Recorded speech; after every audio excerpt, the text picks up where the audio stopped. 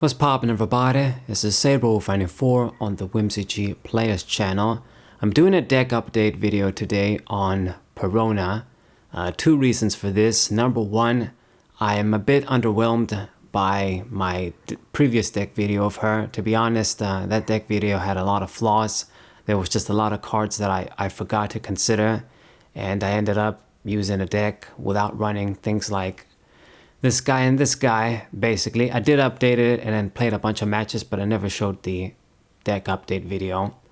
And the other reason is that we're getting a few new cards pretty soon with the starter decks, and we get this guy that I also wanted to include. And I mean, OP7 you could say as well. There's a bunch of different cards, but this is a more definitive build, just a much better version. So Perona is a pretty good black-green leader. You get that dual color, pretty similar to Carrot right now, but in many ways better, in many ways worse. In the future, as we get more and more cards for each color, dual colors, they're not going to have as many benefits as they got right now, because there's probably going to we're going to end up with green cards that do similar stuff to what the black cards do, if you guys understand what I mean. So you get that one fewer life. It's kind of a drawback. For her, of course, you can also decrease costs as well, and then you can rest something that's 4 or lower. You don't need any specific archetype card like Carrot. But Carrot can also rest something that's 5, not just 4. But anyway, so most of the deck, like 90% of the deck, is the same, but we do have some extra additions. So number one, Don Quixote do Flamingo, I do 2 copies, and I took one out for a Shanks here. I'm not too sure which is the better boss character to favor right now. This guy is obviously very good, costs less, it's got more attack, and then on play you get to pop something that's suspended no matter how big it is, so that's pretty good. But the triple suspend is really broken to just close off games, slow down the opponent, and yeah, all sorts of good stuff you can do. Suspend leaders so they can't do a lot of their tricks, like if they're Moria, they can't attack and summon with the effect. You just get a lot of benefits from this too. So I'm doing 2 in 1 right now, and we'll see how we go if I'm going to update it again. Now I got the 4 Yuma, still pretty good. This is much better in this deck compared to like Carrot, even though I maxed it out in both decks. It's just much better in this deck because you can decrease costs as well with her, and we got other cards that do cost manipulation and stuff, so it'll be more versatile. And yeah, I mean, you also can suspend something level 4 or lower without needing to have something down. So sometimes with Carrot, like you want to summon to pop something, but you can't suspend if you got no Mink down. So that's the thing. Max him out. And then Julie Bonnie, this card is obviously very good, but I don't have the space to run a lot of copies of her. I would have to take out some other stuff, and I really don't want to drop a Brook. I'm not really interested in dropping these guys, so I'm just doing 1. The main thing you want to do with her is just to slow down the opponent and suspend a Dawn that they can't use next turn. The rest, for no reason, just to slow them down, isn't as effective in this deck because we don't freeze all the time. We want to suspend our opponent's cards and pop them basically with Ryuma and stuff. We don't just want to freeze them for no reason.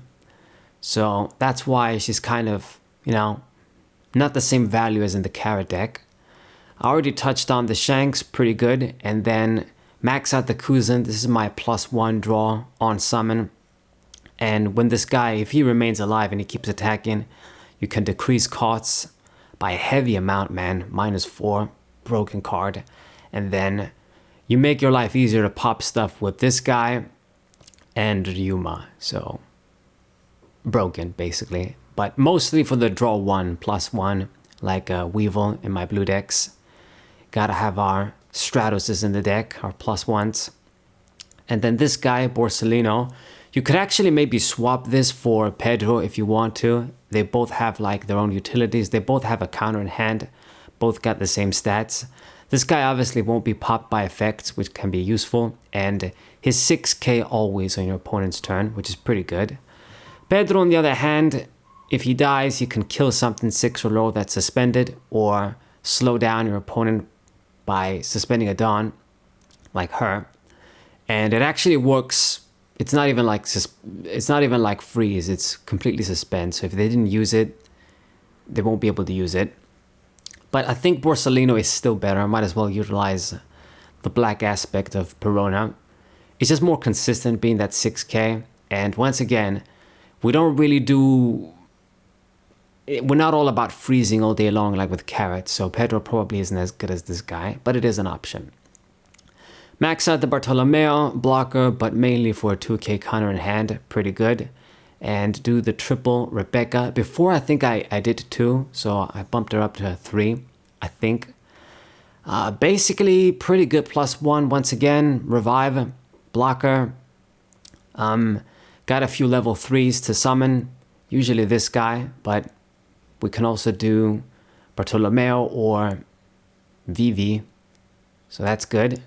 And then I do the double Gecko Moria. This is something else that I guess you could maybe take out for more shanks. But I think it's pretty good. I mean, it's an 8 cost, so gotta have a few of that number too. Get the +1, broken card. So 2. I do 2 of the Cerberus, just a little cheap blocker. We don't got any like level 1 searcher or anything. And the Perona searcher that's gonna be coming out isn't that great in my opinion, because you gotta discard after you search anyway. So yeah, not really great, but I don't know if I'm gonna use her. For now, we still use the Cerberus. Cheap blocker. Black card too, so it can work with Rebecca. Instead of just using like a killer green blocker or something. The double Brook, this still remains. The cost is a little bit big for the removal and attack. You would want a little bit more since you're paying 6 compared to what Getatsu and this guy and the other dudes that kill stuff do. He could have been a bit better, but he's still pretty good. I want to say the fact that you can remove something and it's not basically a pop, it's just a discard, a trash, means that you can get rid of opposing Borsalinos and the other cards that can't be destroyed by effects. That's pretty good. And I mean, it doesn't have to be suspended too like this guy, so it's another, I guess, benefit. Combo with Perona, you can kill something that's level 5, so that's good stuff. Pretty nice. The other effect to give our opponents cards back in the deck, I never use it, but maybe someday it'll be useful, who knows. Max out the Perona regular edition. So this bitch is great because she's a 2k counter, but she's also useful if we summon her. Discard a card from your opponent's hand, or the cost decrease on your opponent's level is also handy. Once again, you can do combos with Brook and Ryuma to just kill more things easily. Okay. Then I do the Tashigi. I dropped 1 because I needed to make more space. We got enough like 2k counters anyway. It's a total of 10, I'm pretty sure. These guys, Bartolomeo, Perona, and 2 Tashigi. That's about it. If you want to include another black 2k counter or green 2k counter, you're more than welcome to. I got her. Maybe we could put something else now. We got more variety of good stuff. But she can also be kind of useful if you summon her. You can rest her and give your opponents -2. Similar to this bitch. I don't remember if I had her before, but dropped a few 2k dudes to have her in. I don't think I had her in the main deck previously, because I really did that Perona deck a long time ago. But yeah, this card is kind of nice too, because she's a continuous -2, so you can, if they don't kill her and they can't attack her with a leader too, she won't die. They have to kill her with a character. So if that got a big ass character and they wouldn't want to waste it to attack her, they'll have to if they want to get rid of her. But basically you give -2 on your opponent's cost. Once again, enabling you to get better kills with Ryuma and Brook. Now, I like her because she's a cheap level 2. Once again, you can just summon her if you see her in the early game, and for as long as she's around, she can put in some work. You know, 3k for 2 isn't too bad, considering you get 2 decent effects. So do the 1 copy. I think she's alright. Once again, you could take her out maybe for, if you want more Julie Bonnies, another big boss character like Shanks, who knows. But I want to have a few cheap characters too, like level 2s, since I don't have like a small searcher. And we got Vivi as well. Really like this card, similar to Boa Hancock, the same basically. Just blocker, trigger, pretty good, counter in hand. Can't go wrong with her. And then Monkey D. Luffy. Now it might look crazy that I'm still running vanillas, but this is the best thing for me to just grab back with Rebecca, at least the way I see it. I want to grab as big a character as I can with her. And when you get this dude, he's going to be suspended, but if they want to run him over, then you can protect him with Rebecca, of course, but you can also just discard something from the hand and save him. And then you get another attacker you can use next turn. He's just a big dude. I mean, counter in hand, things go wrong. Level 3, so if we have to play first, it's something you can summon.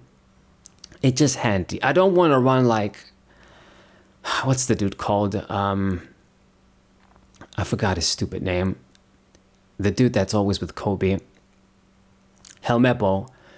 These types of cards that usually get revived maybe with Rebecca for combos. I'd rather get a beater, so just doing this guy. You couldn't even kill my boredom. The name is different in English. But anyway, the Zoro green event. This is our shittier, not necessarily fully shittier, but our 3000 worlds, you could say, for green. Something that's suspended, 6 or lower, I can pop it. So it's a removal card, or you can rest something, and the trigger is basically the same thing. So solid enough. We don't got any Gum Red Rocks. So I do the double of this. And then I also do the double of Ice Age. This is another card that I should have been including from the start in this deck, because it's just broken as all hell. Cheap card, and with this, basically, you can pretty much kill extremely big characters with this, Brook and Ryuma. It's actually surprising how broken this card is. For just one cost, you get -5. It's just too much. But I mean, yeah, we got it. The trigger is also kind of handy too. Can KO a cost 3 or lower. Could come up. Yeah, combo card, pretty good. Don't go overboard with it, but 2 copies is enough. And then last but not least, my favorite event here, Negative Hollow. I like this because it's Ghost Touch from Duel Masters. It's pretty nice, kind of underrated in my opinion. You can run some different stuff once again, but I like it because it's always going to work. Another cheap card, if we start in the game, we can just burn 2 Dawns to discard something at random. Maybe we'll hit something strong, and then it's a trigger. Same effect, you get it for free. Good stuff. And this is the updated Perona deck. I don't necessarily plan to use it again soon. I did post a lot of matches with it on the channel, and I want to be doing new stuff. When I'm done with Carrot, I'm going to be doing Marco probably. Unless I change my mind and do something else. Maybe we'll use it again, I'm not too sure. But I wanted to give you guys an updated list at least. So I don't got the Bat one. If people look at that, it was a bit average, to be honest. I just completely forgot about these cards when I was playing with that deck. Had to put them in. Now we got new stuff like Shanks too. Okay. So this is the deck profile. I hope you guys enjoyed the video. Subscribe to the channel, leave a like, share the video with your friends, and I'll see you guys next time. What